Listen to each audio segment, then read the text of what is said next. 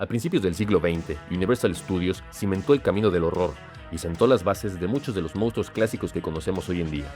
Esto es Horror 300, y en este especial de monstruos de Universal vamos a adentrarnos en algunas de sus películas. Así que lávese cuello, porque el día de hoy revisamos Drácula, de 1931. Uno de los monstruos más conocidos es el vampiro, y esta película le dio el estilo seductor, irresistible e hipnótico que conocemos.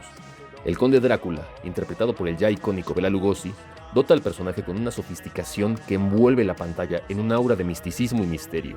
Esta película fue el puente entre el cine mudo y el sonoro, convirtiéndose en casi un híbrido, ya que el lenguaje en pantalla ahora era acompañado de diálogos. Sin embargo, eso hace que la película se vuelva demasiado lenta, incluso al decidir no utilizar música que la acompañe.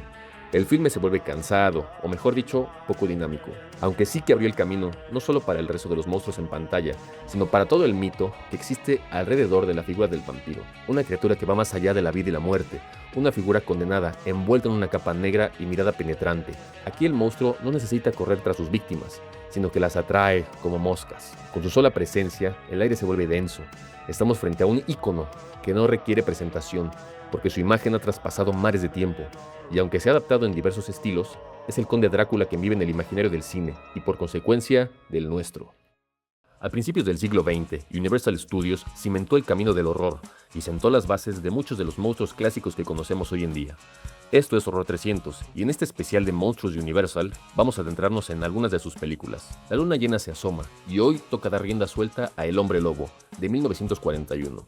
Esta película no fue el primer intento de Universal por llevar al hombre lobo a la pantalla, pero sí fue la que tomó toda la mitología de los licántropos y la supo condensar para servir de reglas en el futuro. La luna llena, el pentagrama, pasar la maldición a través de la mordida y la plata como arma fueron la base de lo que conocemos al día de hoy.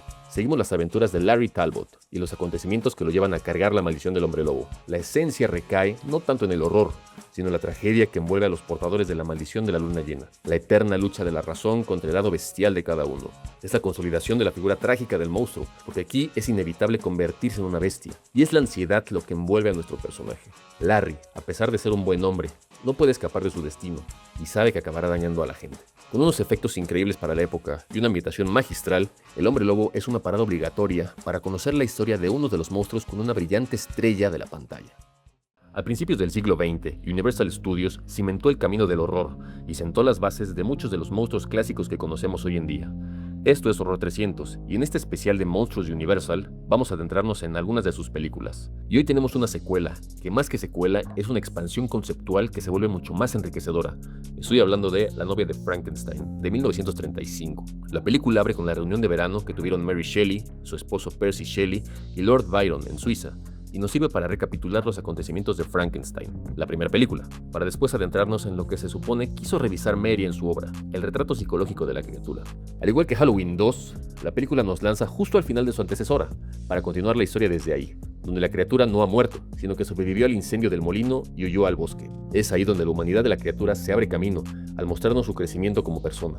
Mientras tanto, el Dr. Henry Frankenstein recibe la visita de un antiguo profesor suyo, el Dr. Pretorius, para solicitar su ayuda para crear vida nuevamente, esta vez una hembra para la criatura.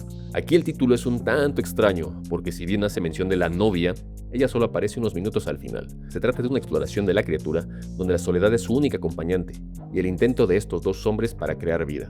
Todo con la criatura es bastante trágico, y del lado de los humanos, todo es bastante arrogante y torcido, porque si bien juegan a ser dioses creando monstruos, son ellos quienes pierden su humanidad, porque la tragedia recae en que no solo están dándole vida a estas criaturas, sino que están condenándolas a vivirla.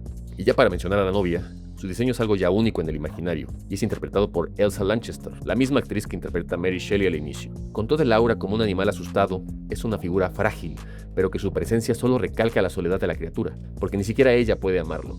Es una continuación perfecta de la original, una película que debe verse una después de la otra, para darle ese cierre y completar la experiencia que es Frankenstein. A principios del siglo XX, Universal Studios cimentó el camino del horror y sentó las bases de muchos de los monstruos clásicos que conocemos hoy en día. Esto es Horror 300, y en este especial de monstruos de Universal vamos a adentrarnos en algunas de sus películas. Así que ponte esa pijama cómoda y prepara esos vendajes, porque nos toca revisar El hombre invisible, de 1933. Aquí no estamos frente a un monstruo convencional, sino que es la ciencia y la locura lo que convierten a nuestro científico en una amenaza. El Dr. Jack Griffin descubre el suero de la invisibilidad, pero no solo hace desaparecer su cuerpo, sino que también borra todo rastro de humanidad.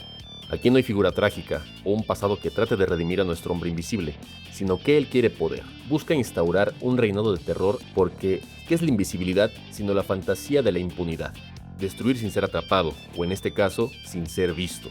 La película es bastante macabra, ya que se maneja en la frontera entre la comedia casi infantil, como es que Jack ataque policías para robarle sus pantalones, y lo contrasta con Jack descarrilando un tren, convirtiéndose en el monstruo de la Universal con más muertes en su haber. Es básicamente un asesino en masa y un terrorista. Claude Rains interpreta al hombre invisible, y es su voz y el manejo del espacio escénico lo que le da su porte perturbador. Es un hombre ebrio de poder, con un ego desatado sembrando el terror. Estamos ante uno de los ejemplos más impactantes a nivel visual, ya que todo el trabajo que hay detrás para darle vida a este hombre invisible es lo que le eleva como un estandarte de sus logros visuales. Claro que hoy en día uno bien podría solucionarlo con una pantalla verde, pero no hay que olvidar que estamos en 1933 y los efectos recaían en los procesos fílmicos y pantallas de terciopelo negro, más los extenuantes ensayos y puestas en escena. Sin duda es una película excelente y a manera de dato curioso, aquí se plasma el ascenso de una figura de terror e impunidad que usa el miedo como herramienta, al igual que sucedió en Europa, con una figura del mismo corte por esos mismos años. La advertencia es muy clara e incluso actual. Si le das poder a alguien sin límites morales, lo que obtendrás como resultado será terror puro. A principios del siglo XX, Universal Studios cimentó el camino del horror y sentó las bases de muchos de los monstruos clásicos que conocemos hoy en día. Esto es Horror 300, y en este especial de monstruos de Universal vamos a adentrarnos en algunas de sus películas. Hoy nos vamos directo al Amazonas a revisar El monstruo de la Laguna Negra, de 1954. Esta película tiene el mejor diseño de monstruo, el Gilman, el hombre pez, o el monstruo de la Laguna Negra, que fue diseñado por Millicent Patrick, una verdadera maestra que se encargó de mantener el estilo acuático y a la vez hermoso de la criatura. Este híbrido entre la bella y la bestia, con slasher acuático, nos sumerge en una teoría de la vida en la Tierra. Si bien la película abre con una cita bíblica y la creación del mundo, no pasa ni 10 segundos cuando nos meten de lleno a la evolución, sobre qué pasa con las criaturas que pudieron haber tomado el control si el simio astuto no hubiera llevado la delantera. Con tomas submarinas increíbles, aunque bastante largas, la película se siente dinámica, aunque cabe destacar que el Gilman no es malvado como tal, sino que todo el tiempo es presentado como una criatura que solo está defendiendo su hogar y su estilo de vida, hasta que claro, debe contraatacar cuando unos científicos tratan de capturarla y más adelante, de asesinarla. Si bien sus compañeros monstruos han tenido diferentes evoluciones a lo largo de la historia del cine, como los vampiros o los hombres lobo, etc., el Gilman se ha mantenido intacto. Con una trilogía en su haber, no hay más de él en el cine, salvo alguna aparición que le rinde tributo o algún fanfic ganador del Oscar. Este es mi monstruo favorito de la Universal, por su diseño, su presencia y sobre todo la gracia con la que se desenvuelve bajo el agua. Todas las tomas submarinas son casi un ballet acuático, bello e hipnótico. Definitivamente sigue manteniendo su toque, y es esta película la que cierra el ciclo de la era clásica de los monstruos de Universal y también de este especial.